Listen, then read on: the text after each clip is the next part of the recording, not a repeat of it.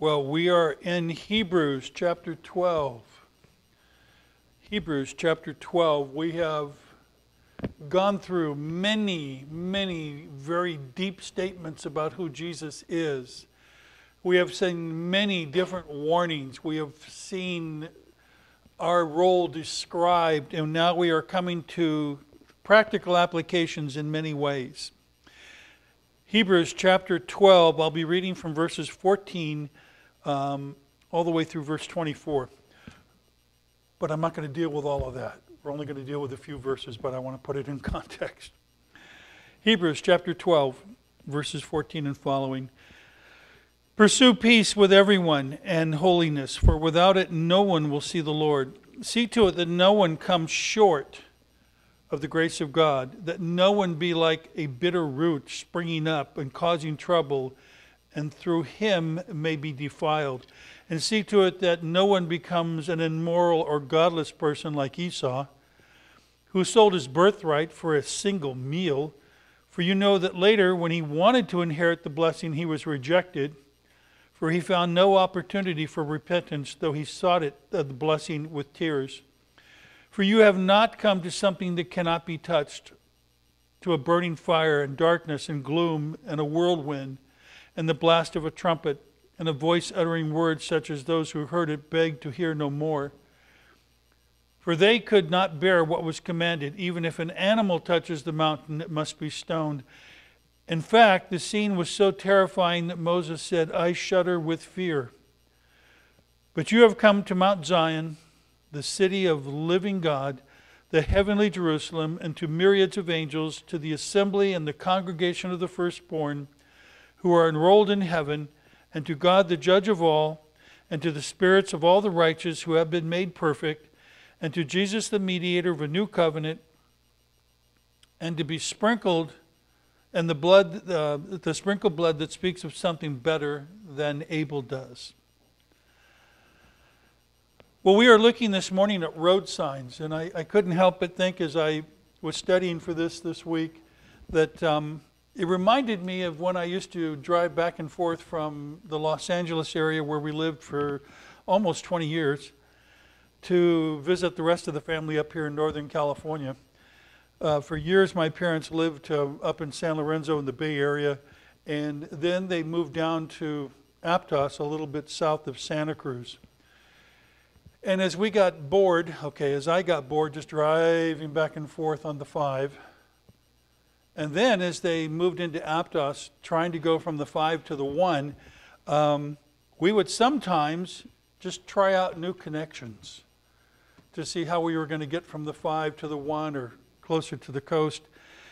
We found some very small connector roads that took you to the most out-of-the-way one-room schoolhouse places. And you had to be very observant, looking for those small little number signs to make sure you were on the right path to make that connection. Otherwise, you were going to end up in even a more desolate place. So we had to watch out for those markers, the 137, the 154, the 132, as you're going between I don't know and will we ever find out. Just really small places. And the signs were easy to miss, and sometimes I did. But we were constantly checking, remember, when we didn't have cell phones, we were constantly checking the map. I don't know if people can do that today. Today, you're just listening to your phone. Take the next right. But back then, it was just a map, and it says we were supposed to have turned. Well, I didn't see a turn, or, we were supposed to make this connection. So we were constantly looking for road markers. Now, we have come to the point in Hebrews where the writer is saying, this is what it's like to follow Jesus. And there's some very important deep truth we're going to be looking at this morning. We should be seeing road markers that we're on the right path, that we are making progress, that we are heading towards the goal. We're looking for some markers. And I'm going to tell you, the one that we're looking for this morning I really don't like, but we're going to see what that is. Hebrews has sometimes been described as a book of warning. These were people who were undergoing persecution. to some extent, and there was going to be worse persecution ahead. These were people who were beginning to wonder, is it worth my time to continue to follow Jesus and put up with all of the harassment and slander from my former friends and families and neighbors? Or can I just keep going back to the way I used to be? Can I follow Jesus and go to the temple? Can I follow Jesus and kind of go back to all of the laws of Moses and the festivals and the feast and kind of merge the two? Because I'm getting tired of doing this all on my own, and I'm tired of trying to follow Jesus, and I'm not being blessed like I thought I would. And so the writer to Hebrews, probably someone very familiar with Paul, has written this longer letter to be read to these churches to encourage them.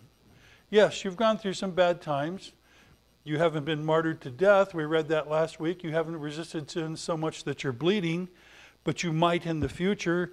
And here's some warnings. We saw in chapter 1, please be careful you're not drifting away to something that you think is exciting or new or an improvement or the latest idea. We saw months ago in chapter 1, there is no improvement, there is no advancement, there is no latest word from God. It has to be about Jesus. I was listening to a particular very deluded, very mixed up man who was trying really to cover up for his sins by saying that this was just the beginning. That Jesus was just the beginning, and that here we are 2,000 years later. Now we have more truth about how you can in fact have all kinds of genders, and God is actually okay with that because Jesus was just the beginning, and the truth is always kind of growing and being revealed. Well, of course, the first chapter of Hebrews says that's a lie. Jesus is the final revelation from God. There will be no other. Joseph Smith was a liar.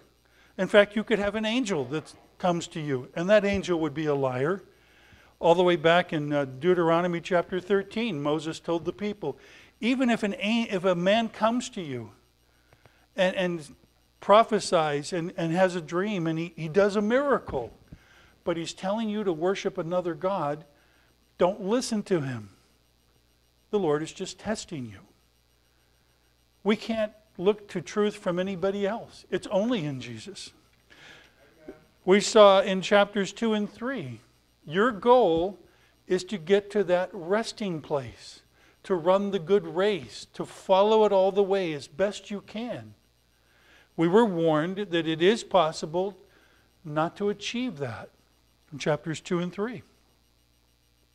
Chapters 5 and 6, we were warned there are consequences to not growing to maturity.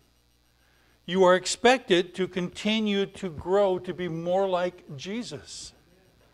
The idea that you can come to Calvary and never leave doesn't match up with what we saw in chapters 5 and 6.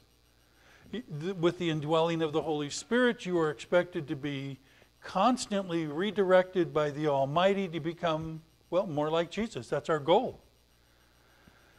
In chapter 10, we saw a very serious warning.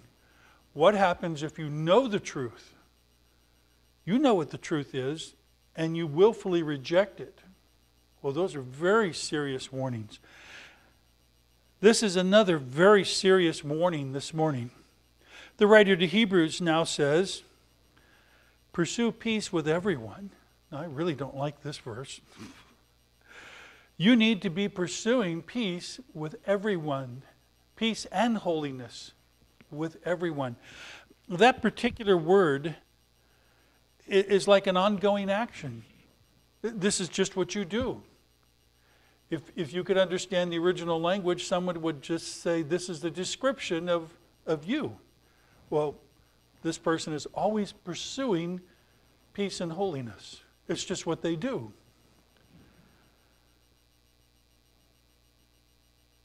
Without fail, pursuing peace and holiness. Now, I thought I found some out for this. There was disagreement about that word, with everyone. Some scholars thought that was everyone, the community in which we live. Gavin Newsom, political parties I don't agree with, or is it just the local group of people I'm worshiping with? As I understand, as we have heard the truth from Hebrews, I'm afraid it might mean everyone. I'm not supposed to be a person who engages in hostilities with anybody. I need to be displaying the peacefulness of Jesus. I can disagree with them, but I'm supposed to do that peacefully. Consistently pursuing peace and holiness. That's an ongoing act. That's ongoing progress. You're becoming more and more like Jesus. So that it may be, if we're trying to connect many of the different ideas, you're going through difficult times and you can look at that difficult time and say, yes, I get it. I'm in a different place now. I've become more mature. I'm not going to respond like I might have last month, last year, 5 years ago. I'm more like Jesus. I don't respond that way now. I actually had this happen this week.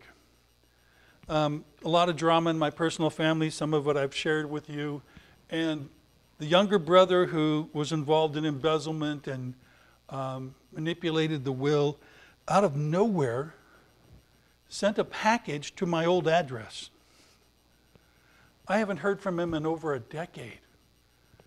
So the people knew how to get a hold of one of my sons because he was living close at the time, and said, hey, this package arrived, took a picture of it and sent it to my son. My son texted it to me, and I said, well, that's my brother who stole from us. And I have to admit, I told my son, I hope this isn't an apology, because I'm still really angry with this person. He texted back, that would be a heavy apology, Dad. It weighs 14 pounds. Good. I can still not be peaceful with this person. Of all things, later that night, he opened it up.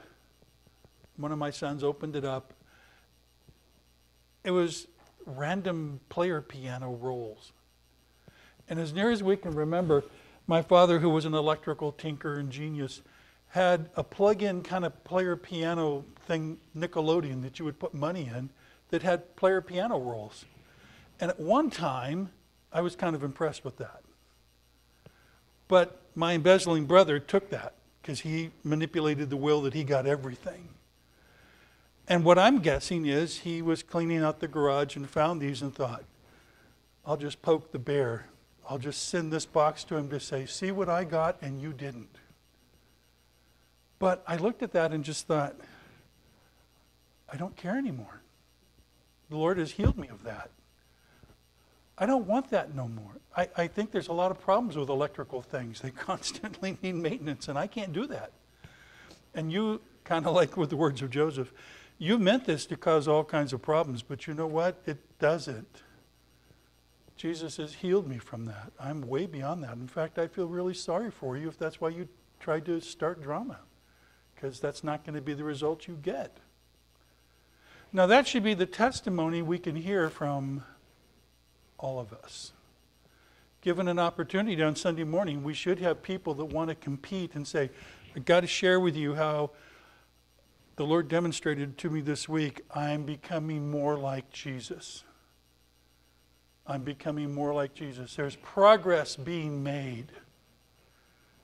You're living with peace. You're being a peacemaker with people that normally you wouldn't have.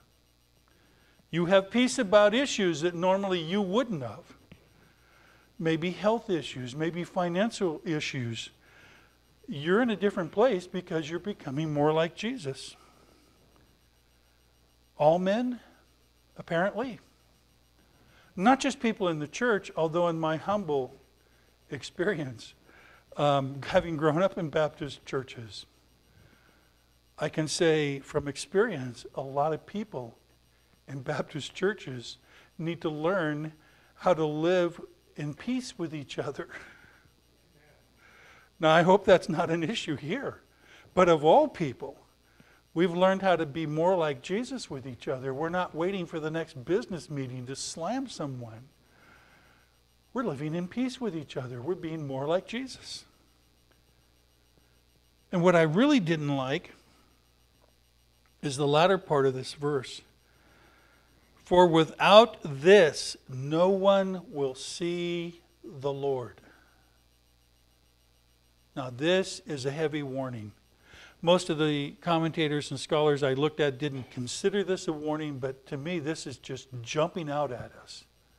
As you consider how you're responding to all of the various adversities, challenges, difficulties in your life, we were told to carefully pray and discern, are these coming from testing that the Lord wants us to be stronger? Am I to be an example to those around us? This morning we look at this and say, I may be going through something. I may be having a difficulty. I may be enduring a trial for the sole reason that it demonstrates I'm now at a place where I can respond in peace. And before Jesus, I wouldn't have done that. I am now in a place where I understand I have a different inner being because my old man has been replaced with more of the new man, and now there's more holiness inside of me, not anything that I've done, and I'm going through a particular experience where that character of Jesus is seen rather than my old man character. That ongoing process. And so as you saw the slide as we began this morning, there are road markers. As we're driving around, we may be looking for road markers. What's the next exit or what's the speed limit? In fact, a very serious warning, in your Christian lifestyle, in your running of the race, are you seeing road markers?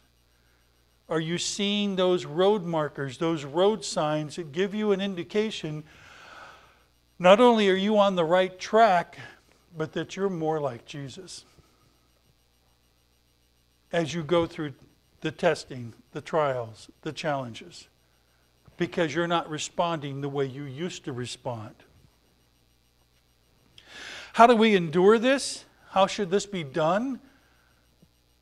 As a congregation, what should we be thinking? Well, we've seen earlier that as a body of Christ here, we need to be interacting with each other. We need to be praying for each other. We need to be encouraging each other. And, as what we can see in this verse, we are willing to confront and pray for and demonstrate to each other we're not falling short of the grace of God. We are becoming more Christ-like. We are taking in His truth, and it's changing our lives. Have you ever prayed for somebody like that? We've had many specific prayer requests among us. We've been praying for Rita. We've prayed for Dwayne. We've prayed for Dutchie and her test. When we get together, do you actually pray for another person here? Lord, when they come up to their next trial, help them be more like Jesus. Well, if I had my way, I don't want the test or the trial to begin with. Let's just take my word for it. Yeah, if I did go through a trial, I would be more like Jesus. Take my word for it. We may have to demonstrate that. I need to be demonstrating. Someone should be able to look at my life and say, there's that ongoing process. This is that ing word, pursuing consistently, daily. It's a regular lifestyle practice. Peace and holiness with all people. That's what people should see in this church. That's what people should see in each one of us. People should be able to say, I've known them for years, and they've changed over the years. Our family should say, I can tell you stories about how he used to be years ago. That's not who he is now. Consistently observing with each other, verse 15. We are consistently observing. I find it fascinating. That first word in verse 15, the various translations have kind of a different way of looking at it. Carefully observing. See to it. It actually comes from the idea of supervising. Really take into account what's going on. Carefully observe what's going on in each other. See to it that no one is coming among us short of the grace of God. Now, this goes against probably everything we would like to experience. We want to think that our faith is individual, right? How I live before God is my own business. That's not for you to tell me anything, right? But this verse says we need to be praying for each other. We need to be specifically looking at each other. You need to be specifically looking at me and trying to answer this question. Is there progress being made? Or does it appear that the race has come to a halt and you're falling short of God's ultimate grace? We've seen that all the way back in chapters 2 and 3. It is possible to stop. You're not going to get to the goal. You get to the very edge of God's promised inheritance, but you don't get there. We want to make sure that doesn't happen to anyone among us. We want to make sure it doesn't happen to each one of us. I want to make sure it doesn't happen to me. As we're interacting with each other, we're not just getting caught up on the latest events of the week. We're not just getting caught up on how the latest health issue is developing. We're checking in with each other. How is the spiritual battle going? How is the Lord dealing with you? How are you responding? How can I pray? Specifically, notice these three warnings. As we are interacting with each other, we want to make sure nobody falls short. This isn't just my own personal thing and nobody has a right to come up and talk to me. If you're following Jesus, you've given permission. You know, as we get on the computer, we click, you'll take all these cookies. That's what it's talking about here. By following Jesus, you've clicked that button. Yes, I accept all of the cookies, and those cookies are various people coming into your life to say, how can I pray for you?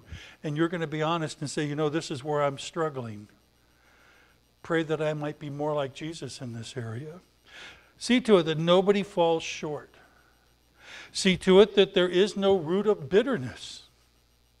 Now, these were people undergoing persecution, undergoing difficulties, maybe having challenges, stressors in their life.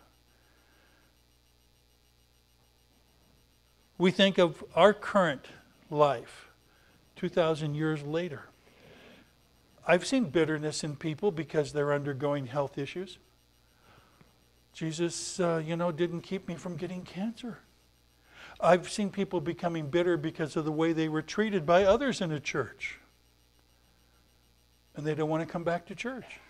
I've seen people become bitter because of the trials that they went through. I thought Jesus would keep me from these trials.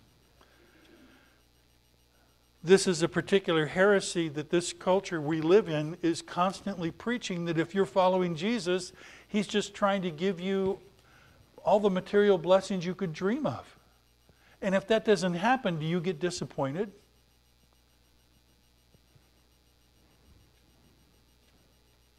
When we were living down in Southern California, one of the big store chains was called Ralph's. I think it's like Bel Air or Rayleigh's up here. And they would constantly have these games, these game pieces where you would try to fill in all the word and then you would get the prize. And we were so broke, having been newly married and going through seminary, and I would go to the store to get whatever food we could get, and you get the game piece and you think, God, you could bless me with the grand prize right now. And I wasn't blessed with the grand prize. Well, why not? God could do anything. I've known, unfortunately, fellow brothers and sisters who buy lotto tickets and then they don't get the grand prize. I thought God could do anything. Or people who get that cancer diagnosis. I thought God would keep me from this. See to it that no one falls short.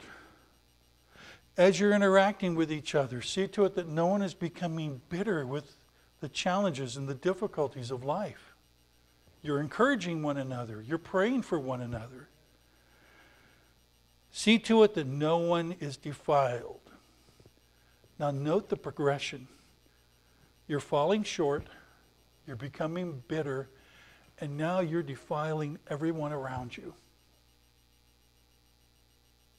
You begin to question, why isn't God blessing me? Do I have to keep going through all of this? You begin to get bitter. Why do I have to go to church every Sunday? Why are they always asking for money? You begin to get bitter, and the next thing you know, you are polluting everyone around you. You're defiling people. That's a very serious warning. Actually, that's a replay of Deuteronomy. Deuteronomy 29. The children of Israel, Moses is about to go up on the mountain and be taken. He's giving them their final instructions before they go into the Holy Land. Deuteronomy chapter 29:16. Now, you know we lived in the land of Egypt and how we crossed through the nations as we traveled. You have seen their detestable things. You've seen all the gods that you know don't exist.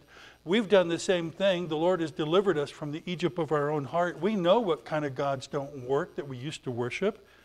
And the idols of wood and stone and silver and gold.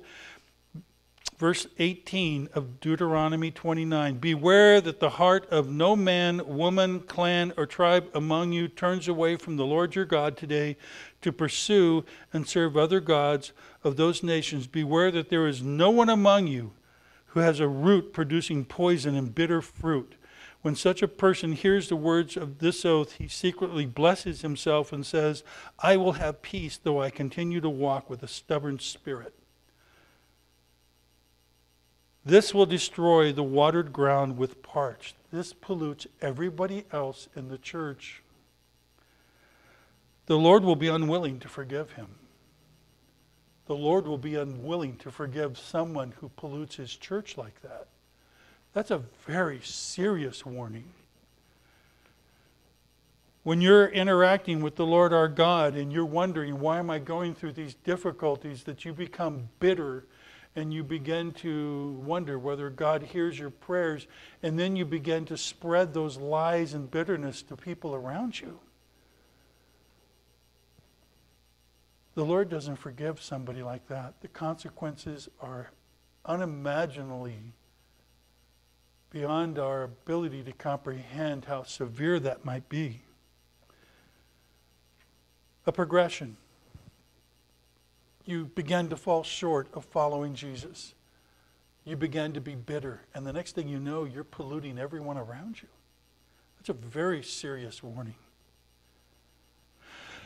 Well, as we try to connect this, and especially with the ideas from last week, we realize that there are many, many reasons why we might be going through challenging times.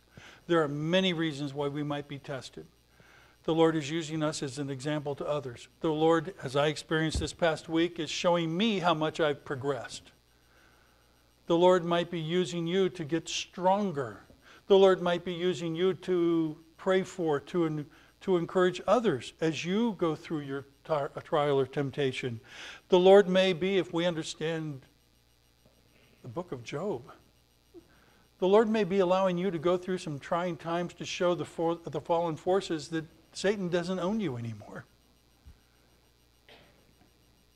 Paul gives us the illustrations in 1 Corinthians 9. You are in a battle. Get your hands up. Defend yourself. Satan wants to knock you off your feet. Those are the hard times. Don't let the hard times take you out. In Ephesians, Paul says you need to put on the armor. Yes, Satan may have landed a couple good blows. Don't take off the helmet. Don't put down your shield. You need to get the shield up. Get ready to respond. We've just seen in chapter 11, you're in a race. Chapter 12, so continue with the race. Get your feet moving. You want to make it to the very end. You want to achieve that goal. You want to throw off those things that are slowing you down. You especially want to deal with sin. You want to get your speed. You want to make it to the end. You want to get to the promised land. 2 Timothy 2 Timothy 4:17. 2 Timothy 4:17. We probably should have this as a church verse to memorize. At the end of it all, when they're wheeling me into hospice care, I can only hope that I would be able to say, I have run the good race. I have fought the good fight. I have not given up. I didn't give up. I didn't get knocked off my feet. I didn't get overwhelmed by difficulties. I continued on, and I remained faithful through the grace of God. Well, as we conclude this morning, some very, very difficult but important ideas. Our idea of our spiritual circumstances. There are many people who unfortunately believe that they are as spiritual as they are material. They are as spiritual as they are wealthy. They are as spiritual as they are blessed. And if they're not materially prospering, if they're not materially successful, if they're experiencing health issues, that obviously means they're not being spiritual. No. You're involved in a battle. You're involved in a boxing match. You're on a race. You're going to have difficulties. The question is, how do you respond? How are you responding? There are many people, and this is an ongoing debatable question for some. There are some people who think you can come to the cross and never leave. The verses this morning tells us you're expected to be seeing some markers along the way. There's expected progress. You are in the progress of becoming more like Jesus. Or are you following short and becoming bitter and in fact contaminating everyone around you? If we understand these verses correctly, everyone in here, as embarrassing as that might be, and I know you're desperately praying right now, dear Lord, don't let him call on me. You should be able to stand up and say, let me share with you how God has changed my life. Let me share with you how I know I'm more like Christ today than I was last week, last year, 10 years ago. There has to be some changes.